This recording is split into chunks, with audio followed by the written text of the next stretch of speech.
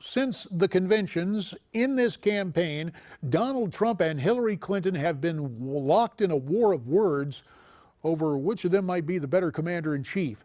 Here's a look back at some of their recent comments.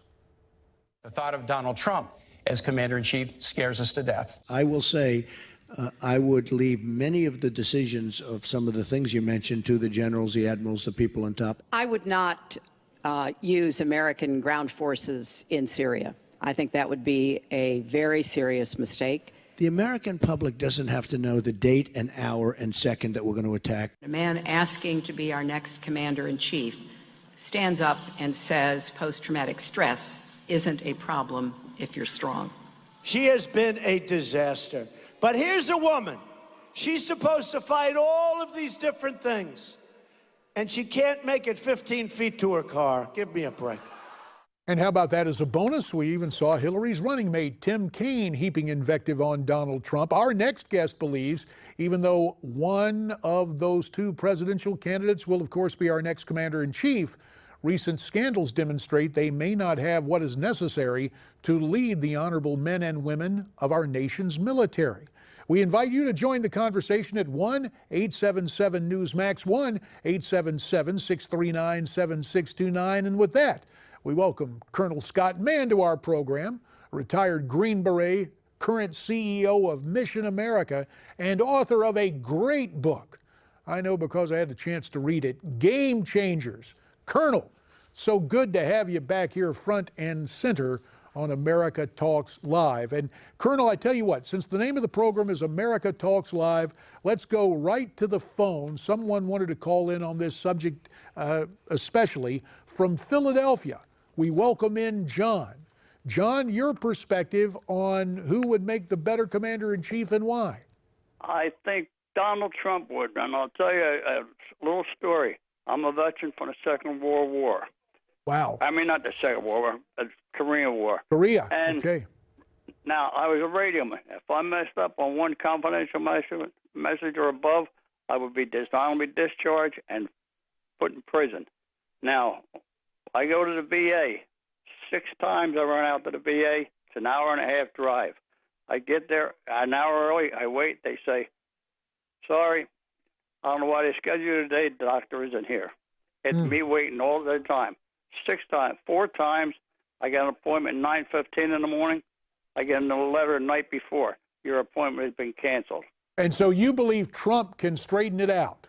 I believe he can. I even had to go back. I'm hoping for Trump. All How right. am I supposed to know what she said, or how can I believe a word she says? Well, we appreciate your perspective, John, and let's get straight to Colonel Mann. Colonel, you hear John's real concerns there, but you've talked to people who are on active duty, and I realize there is that tradition, the military salutes whomever is in power. After all, the insignia is for the United States. It's not for a political party.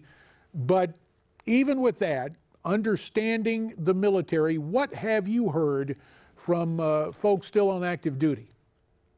Hey, thanks for having me on. The first thing is I'd like to thank John for his service. I mean, that's the Korean War is often a forgotten war, but it sure was a tough one, and I'm in awe of those that fought it.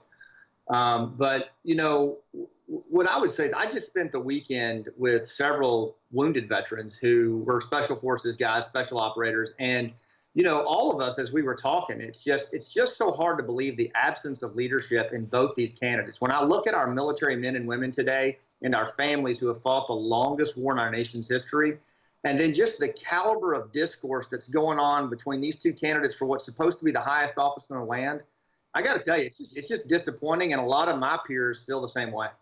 Well, you know, it's interesting, Colonel, because Military Times conducted a presidential poll among those on active duty. Here are the results. Among all military, Donald Trump first, 37.6%. Gary Johnson, the Libertarian, former Republican governor of New Mexico, second at 36.5%. And then Hillary limping in a distant third at 16.3%.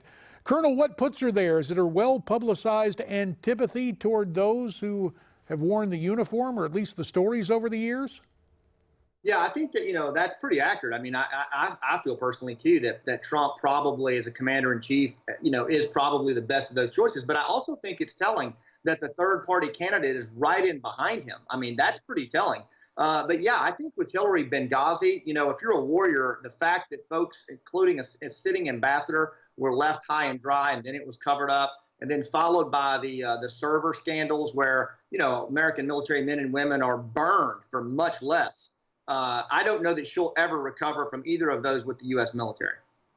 There's something else interesting in this, and Colonel, since you served as an officer, when you take that polling and restrict it just to officers on active duty, guess what we see there? Gary Johnson at nearly 40%, and Hillary edging out Donald Trump.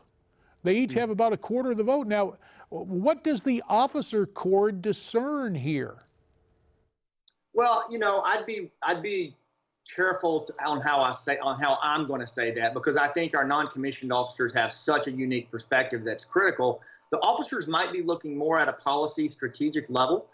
Certainly, Trump has not revealed that at all. But again, where I'm going is just, the level of discourse and the way these two folks are handling the highest office in the land compared to the way our men and women abroad are performing under much more arduous conditions. I think it's embarrassing. And I think they could do a lot better. And I think the American public, as we go into this election, really needs to expect and demand more of our politicians. It's gotten pretty bad. And again, I think it's embarrassing. Now, full disclosure, I'm not a veteran. And I would hear when I was in Congress from some folks, and I served, it was a great honor to serve on the Veterans Affairs Committee, even chaired the Benefits Subcommittee for part of my time in Congress.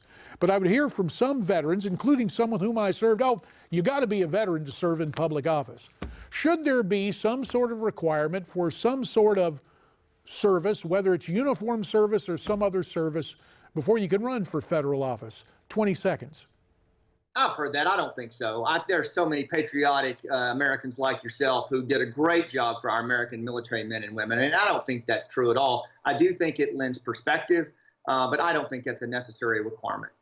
All right. Hey, we very much appreciate your time, Colonel. Thanks very much. Of course, your book entitled Game Changers, that applies not only to the hard-fought task of winning battles and protecting our country, but both major candidates are probably looking for a game changer. And Scott Mann, they do well to read your book. We appreciate your time, Scott. Thanks very much. When we come back, a prime preview, this whole fight between Speaker Ryan and Donald Trump. Stay with us.